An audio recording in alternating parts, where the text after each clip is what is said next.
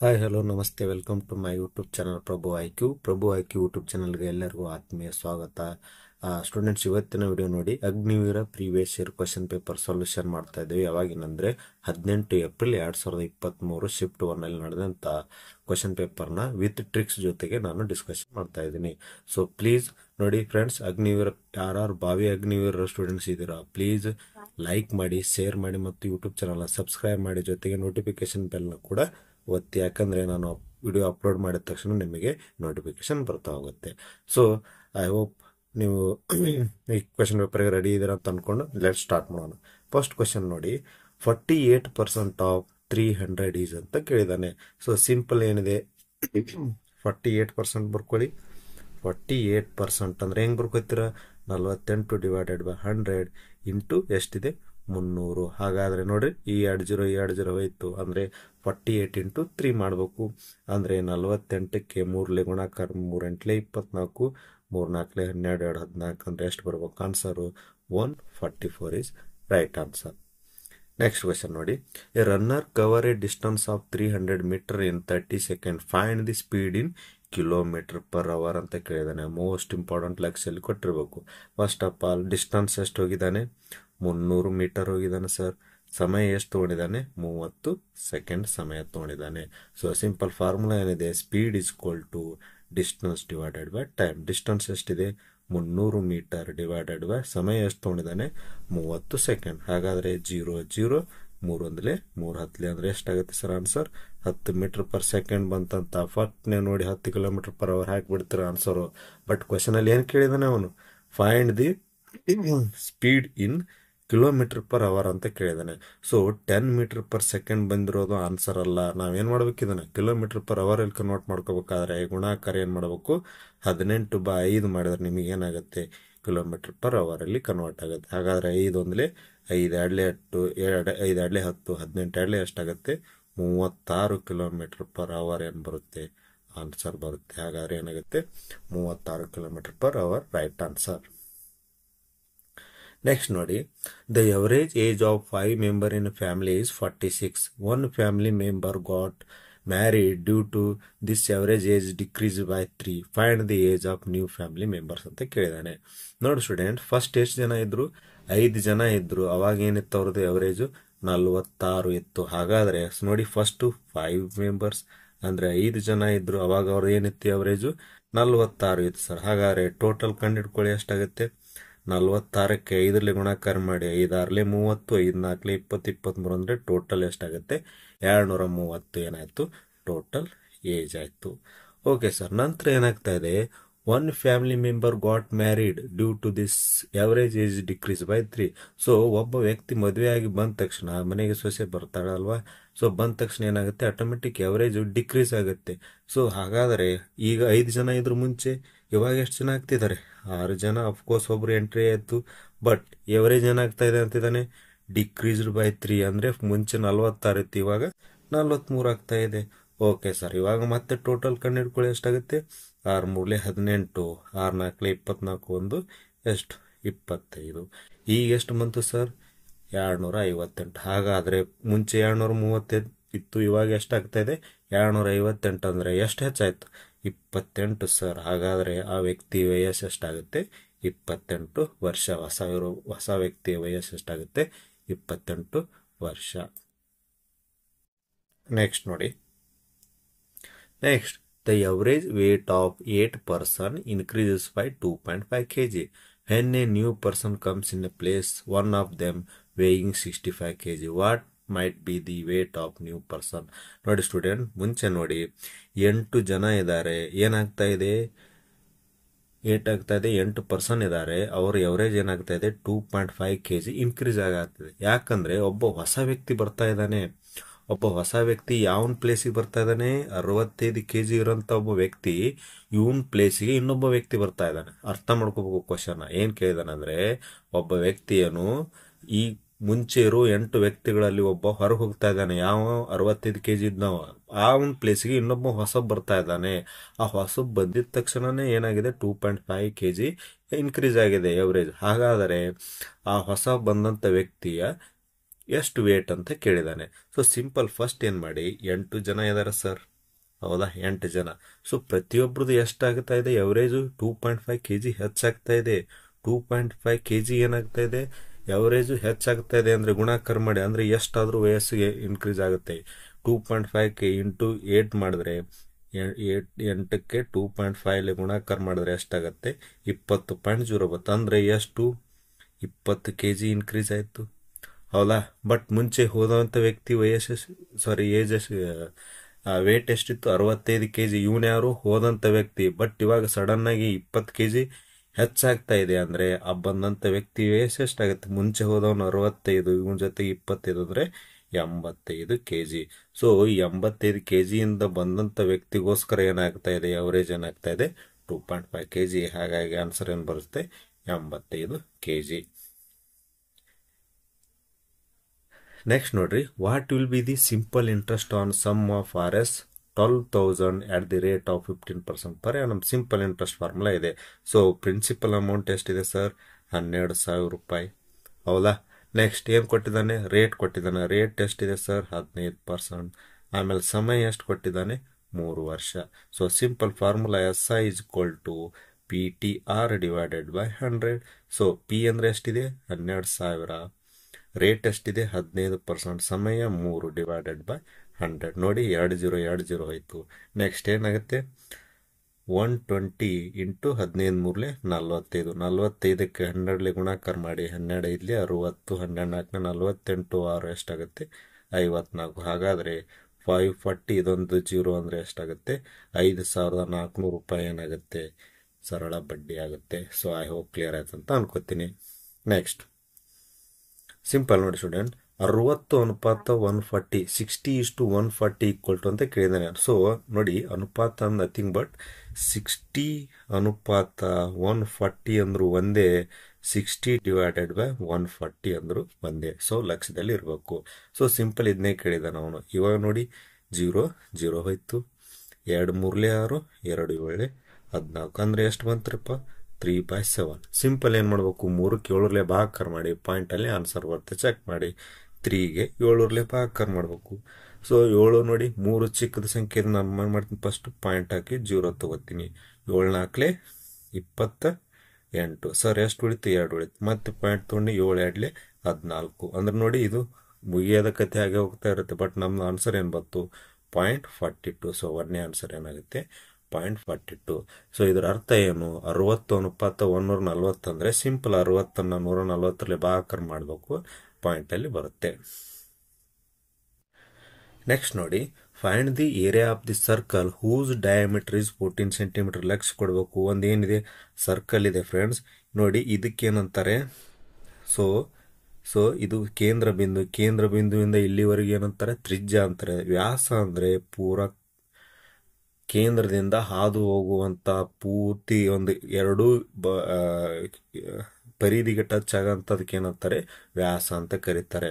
So but ಇದೇನು diameter 14 cm ಕೊಟ್ಟಿದ್ದಾನೆ. ಅಂದ್ರೆ ರೇಡಿಯಸ್ ಏನಾಗುತ್ತೆ, ಇದರ ಅರ್ಧ ಆಗುತ್ತೆ, ಅಷ್ಟಪ್ಪ 7 cm. ಎಲ್ಲರೂ ಲಕ್ಷ ಕೊಡಬೇಕು. ಏನು ಮಾಡ್ತೀರಾ, ಸಡನ್ ಆಗಿ ನೀವು ವ್ಯಾಸನೆ ತ್ರಿಜ್ಯ ಅಂತ ಅನ್ಕೊಂಡು ಕ್ಯಾಲ್ಕುಲೇಷನ್ ಮಾಡಿದ್ರೆ ಆನ್ಸರ್ ರಾಂಗ್ ಬರುತ್ತೆ.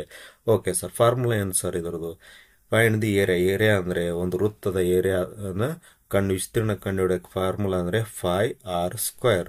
ಸೊ 5 ಅಂದ್ರೆ ಏನಾಗುತ್ತೆ, 22/7 ಸರ್. ಆರ್ ಇವಾಗ ಏನು ಕಂಡು ಹಿಡಿದಿರೋ, ತ್ರಿಜ್ಯ 7 cm. ಬಟ್ r² ಇದೆ ಅಲ್ಲ, ಅದಕ್ಕೆ 7ಅನ್ನು 2 ಸಲ ಬರ್ಕೊಳ್ಳಿ. 7 ಕ್ಯಾನ್ಸಲ್ ಆಯಿತು. ಅಂದರೆ 22 × 7, 7ಅನ್ನು ಗುಣಾಕಾರ ಮಾಡಿದ್ರೆ ಎಷ್ಟಾಗುತ್ತೆ, 154 cm². ಸೊ ಆನ್ಸರ್ ಏನು ಬರಬೇಕು, 154 cm². ಸೊ ಕ್ಲಿಯರ್ ಆಯ್ತು ಅಂತ ಅನ್ಕೋತೀನಿ. ನಾನು ಯಾಕೆ 14 cm 7 cm ತೊಗೊಂಡೆ ಅಂದರೆ, ಫಸ್ಟ್ ಕೊಟ್ಟಿರೋದೇನು ಅವನು ವ್ಯಾಸ ಕೊಟ್ಟಿದ್ದಾನೆ, ಡಯಾಮೀಟರ್ ಅಂತ ಕರೀತಾರೆ ಇಂಗ್ಲೀಷಲ್ಲಿ, 14 cm. ಬಟ್ ನಮಗೆ ಫಾರ್ಮುಲಲ್ಲಿ ಏನಿರೋದು, ಆರ್ ಇದೆ. ಹಾಗಾಗಿ ಅರ್ಧ ಮಾಡ್ಕೋಬೇಕು. ಆರ್ ಇಸ್ ಕೊಟ್ಟು 7 cm ಫಾರ್ಮುಲಲ್ಲಿ ಪುಟ್ ಮಾಡಿದ್ರೆ 154 cm² ಆಗುತ್ತೆ. ನೆಕ್ಸ್ಟ್ ನೋಡಿ, ನೆಕ್ಸ್ಟ್ ನೋಡಿ, if x plus y equal to 6 and x y is equal to 8 then find the value of x where x is greater then y. ನೋಡಿ ಸ್ಟೂಡೆಂಟ್ಸ್, ಏನು ಹೇಳ್ತಿದ್ದಾನೆ, x plus y equal to 6 ಮತ್ತು x y is equal to 8. ಅಂದರೆ ಇದರ ಅರ್ಥ ನೋಡಿ, simple, ಇದರಲ್ಲಿ ಏನಿಲ್ಲ, ನಿಮ್ಮದು ಕಾಮನ್ ಸೆನ್ಸ್ ಮೇಲೆ ಹೋಗುತ್ತೆ.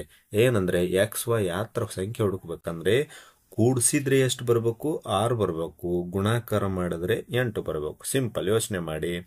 ಈಗ 1 ಪ್ಲಸ್ 5 ಅಂದ್ರೂ 6 ಬರುತ್ತೆ, ಬಟ್ 1 5 ಗುಣಾಕಾರ ಮಾಡಿದ್ರೆ ಏನಾಗುತ್ತಪ್ಪ, 5 ಬರುತ್ತೆ. ಆಗಬಾರ್ದು ಸರ್, ನಮಗೇನು ಬರಬೇಕು, 8 ಬರಬೇಕು. ಅಂದರೆ ಗುಣಾಕಾರ ಮಾಡಿದ್ರೆ 8 ಬರಬೇಕು, 2 ಸಂಖ್ಯೆ ಕೂಡಿಸಿದ್ರೆ 6 ಬರಬೇಕು. ಸಿಂಪಲ್ ನೋಡಿ, ಏನು ಮಾಡಿ, ನಾನು ಏನು ಮಾಡ್ತೀನಿ ಇವಾಗ, ಸರ್ 2 ಮತ್ತು ಪ್ಲಸ್ 4 ಮಾಡಿ ಅಂದರೆ ಎಷ್ಟಾಗುತ್ತೆ, 6. Very good.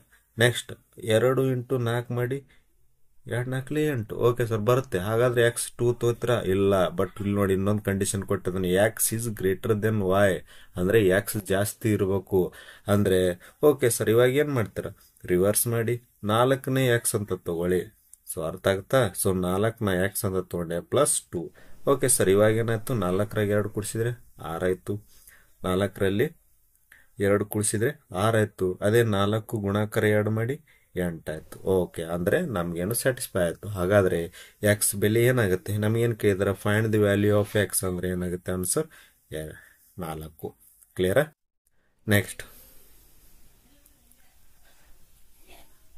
ನೆಕ್ಸ್ಟ್ ನೋಡಿ, if 273 by x is equal to 3 then find the value of x. x ನ ಬೆಲೆ ಕಂಡುಹಿಡಿಯಿರಿ. ಏನು ಕೊಟ್ಟಿದ್ದಾನೆ, simple 273 by x is equal to 3 ಕೊಟ್ಟಿದ್ದಾನೆ. ನಿಮಗೆ ಏನು ಕಂಡುಹಿಡಬೇಕು, ಎಕ್ಸ್. ಸೊ ಎಕ್ಸ್ನ ಆ ಸೈಡ್ ಹೋಗ್ರಿ, 273 ಈಕ್ವಲ್ ಟು 3x ಆಗುತ್ತೆ. ಸೊ ನಿಮಗೆ ಎಕ್ಸ್ ಬೆಲೆ ಕಂಡುಹಿಡಿಬೇಕಲ್ಲ, ಸೊ ಈ 3ನ ಈ ಸೈಡ್ ತೊಗೊಂಬನ್ನಿ, ಏನಾಗುತ್ತೆ, so x is equal to 273 divided by 3. ಹಾಗಾದರೆ 3 1 3 9 27, 3 1 3. ಸೊ ಆನ್ಸರ್ ಎಷ್ಟು ಬರುತ್ತೆ, 91. ಸೊ ಆನ್ಸರ್ 91 ಬರುತ್ತೆ. ಸಿಂಪಲ್, ಈಸಿ ಇದೆ. ನೆಕ್ಸ್ಟ್ ನೋಡಿ, ಬೋರ್ಡ್ ಮಾಸ್ ಮೇಲಿದೆ 45 minus 15 plus 12 divided by 3 into 2 plus 1. ನೋಡಿ ಸ್ಟೂಡೆಂಟ್, ಫಸ್ಟ್ ನೋಡಿ 45 ಮೈನಸ್ 15 ಪ್ಲಸ್ 12 ಇದೆ. ಫಸ್ಟ್ ನೋಡಿ 45 minus 15 plus 12 divided by 3 into 2 plus 1. So first ನೋಡಿ, ಇವು ಎರಡನ್ನು ಕೂಡಿಸ್ಕೊಳ್ಳಿ. ಯಾಕೆ ನಮ್ಮ ರೂಲ್ ಏನು ಹೇಳ್ತೀವಿ, ಬೋರ್ಡ್ ಮಾಸ್ ಫಸ್ಟು ಕೂಡಿಸ್ಕೋಬೇಕು, ನಂತರ ಕಳಿಬೇಕು. ಸರ್ 45ರಲ್ಲಿ 12 ಕೂಡಿಸಿದ್ರೆ ಎಷ್ಟಾಗುತ್ತೆ, 57 ಮೈನಸ್ 15 ಕೆಳಗಡೆ ನೋಡಿ 3 2 6 ಪ್ಲಸ್ 1 ಇದೆ 7 ಆಗುತ್ತೆ. ಓಕೆ ಸರ್, 57ರಲ್ಲಿ 15 ಕಳೀರಿ ಎಷ್ಟಾಗುತ್ತೆ, ಸರ್ 42 ಬರುತ್ತೆ ಡಿವೈಡೆಡ್ ಬೈ 7. ಅಂದರೆ 7 1 7 6. ಸೊ ಆನ್ಸರ್ ಏನು ಬರುತ್ತೆ, 6. ಹಾಗಾಗಿ ಆನ್ಸರ್ ಏನು ಬರುತ್ತೆ, 6. ಓಕೆ ನೋಡಿ, next find the sum of 2x³ minus 3y². ಇದು ಆ್ಯಕ್ಚುಲಿ ಏನು ಮಾಡಬೇಕು, y² ಆಗಬೇಕು. 4x³ minus 3y² minus 3x³ plus 3y². So ನೋಡಿ, ನಾನು ಇನ್ನೊಮ್ಮೆ ಬರಿತೀನಿ, ಅದರಲ್ಲಿ ನೀಟಾಗಿ ಬಂದಿಲ್ಲ. ಸೊ 2x³ ಮೈನಸ್ 3y² ಆಗಬೇಕು. ಏನು ಮಾಡ್ತಿದ್ದಾನೆ, ಈ 3 ಪದಗಳನ್ನು ಕೂಡಿಸಿ ಅಂತ ಹೇಳ್ತಿದ್ದಾನೆ. ಫೈಂಡ್ ದಿ ಸಮ್ ಆಫ್, ಏನು ಹೇಳಿದ್ದಾನೆ, ಸಮ್ ಆಫ್. ನಾನು ನೋಡಿ ಇವಾಗ ಕೂಡಿಸ್ತೀನಲ್ಲ, ಪ್ಲಸ್ 4x³ ಮೈನಸ್ 3y² ಮತ್ತೆ plus 6x³ plus 3y². Okay sir, ನೋಡಿ ಏನು ಮಾಡಬೇಕು, x³ ಒಂದು ಸೈಡ್ ಮಾಡಿ, y² ಒಂದು ಸೈಡ್ ಮಾಡಿ. ಸರ್ 2x³ ಇದೆ, ಇಲ್ಲಿ 4x³ ಇದೆ, ಇಲ್ಲಿ 6x³ ಇದೆ. ಕೂಡಿಸಿ ಸರ್, 6 4 10 12 ಎಷ್ಟಾಯ್ತು, 12x³. ಓಕೆ, ನೆಕ್ಸ್ಟ್ ನೋಡಿ, ಇಲ್ಲಿ minus 3y² plus 3y² cancel ಆಗಿಬಿಡ್ತು. ಉಳಿತೇನು ಸರ್, ಇನ್ನೊಂದು ಮೈನಸ್ ಇನ್ನೊಂದಿದೆ 3y² ಏಟು ಮೈನಸ್ 3y². ಕ್ಲಿಯರಾ. ಹಾಗಾದರೆ ನೋಡಿ, ಕಾಮನ್ ಏನು ಬರ್ಬೋದು, ಸೊ 3ನ್ನು ಕಾಮನ್ ತೆಗಿಬೋದು ಸರ್, ಹೌದಾ. ಸೊ 3ನ್ನು ಕಾಮನ್ ತೊಗೊಂಡ್ರೆ ಒಳಗಡೆ ಏನು ಉಳಿತೆ, 3 ಎಷ್ಟಲೆ 3 4 ಅಂದರೆ 4x³ ಮೈನಸ್ 3 ಹೊರಗಡೆ ಬಂದರೆ ಉಳಿತು ಖಾಲಿ.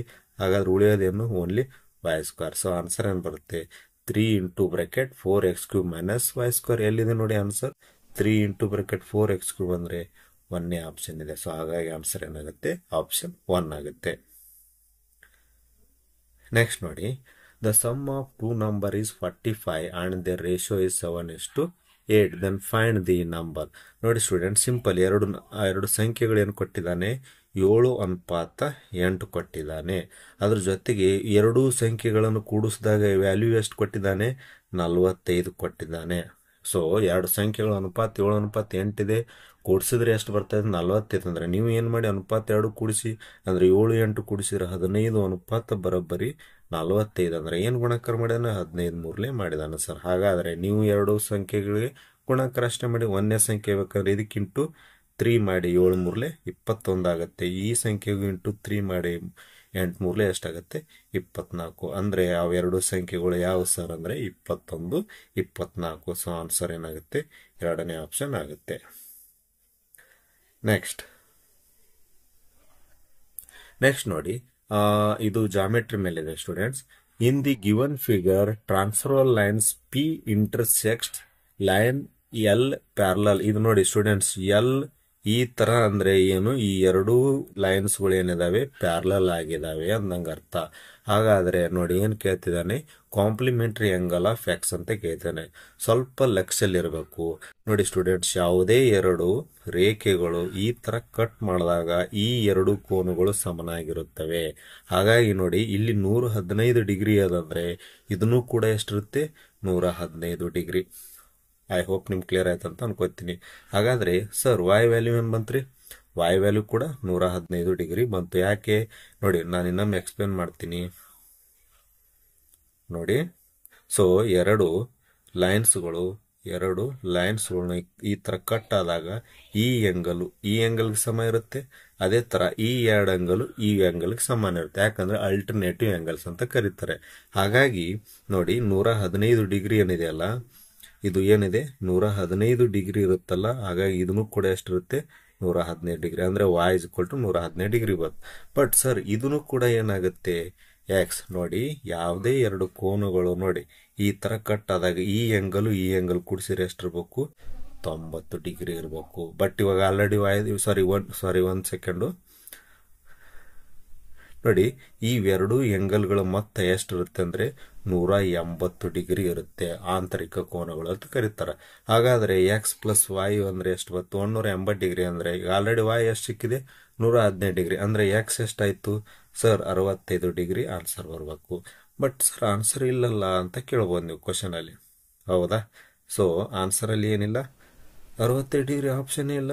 ಸೊ ಅಂದ್ರೆ ಕ್ವಶನ್ ಅಲ್ಲಿ ಏನ್ ಕೇಳಿದಾನೆ ಅವನು? ಇದ್ರ ಎಕ್ಸ್ ಬೆಲೆನ ಕೇಳಿಲ್ಲ. ಏನ್ complementary angle of X. Complementary angle ಅಂದ್ರೆ ನೋಡಿ ಯಾವಾಗ್ಲೂ 90ರಲ್ಲಿ ಮೈನಸ್ ಮಾಡಬೇಕು 65. ಹಾಗಾದ್ರೆ ಎಷ್ಟು ಬರುತ್ತಪ್ಪ? 25 ಡಿಗ್ರಿ. ಸೊ ಆನ್ಸರ್ ಏನ್ ಬರುತ್ತೆ? 25 ಡಿಗ್ರಿ. ಎಕ್ಸ್ ಬೆಲೆ 65 ಡಿಗ್ರಿ ಕರೆಕ್ಟ್. ನಾವೇನ್ ಮಾಡಿದೆ? 115. ಇದು ಕೂಡ 115 ಇರುತ್ತೆ. ಈ ಎರಡು ಕುರ್ಮತ್ತ 180 ಅಂದ್ರೆ ಎಕ್ಸ್ ವ್ಯಾಲ್ಯೂ ಎಷ್ಟು ಬತ್ತು? 65 ಡಿಗ್ರಿ.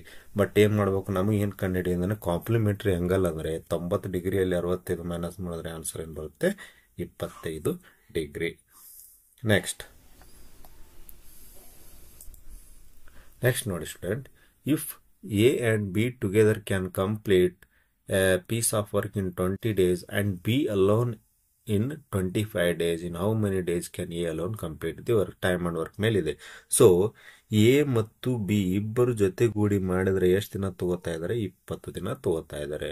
ಸೊ ಬಿ ಅಲೋನ್ ಅಂದ್ರೆ ಬಿ ಒಬ್ಬನೇ ಈ ಕೆಲಸ ಮಾಡಿದ್ರೆ ಎಷ್ಟು ದಿನ ತಗೋತಾ ಇದ್ದಾನೆ? 25 ದಿನ. ನಾನೇನ್ ಮಾಡ್ಬೇಕು? ಸಿಂಪಲ್ ಲಾಸ್ ತಗೋಬೇಕು. ಅಂದ್ರೆ ಟೋಟಲ್ ವರ್ಕ್ ಎಷ್ಟಿದೆ ಅಂತ ಕಂಡುಹಿಡಿಯಕ್ಕೆ ಏನ್ ಮಾಡ್ಬೇಕು? ಸಿಂಪಲ್ ಒಂದು ಸಂಖ್ಯೆ, ಅದೇ LCM. ನಾನು ಇವಾಗ ಏನ್ ತಗೋತೀನಿ? 100. ಇದೇನಾಗುತ್ತೆ? ಟೋಟಲ್ ವರ್ಕ್ ಅಂತ ಕನ್ಸಿಡರ್ ಮಾಡಿದೆ. Okay sir.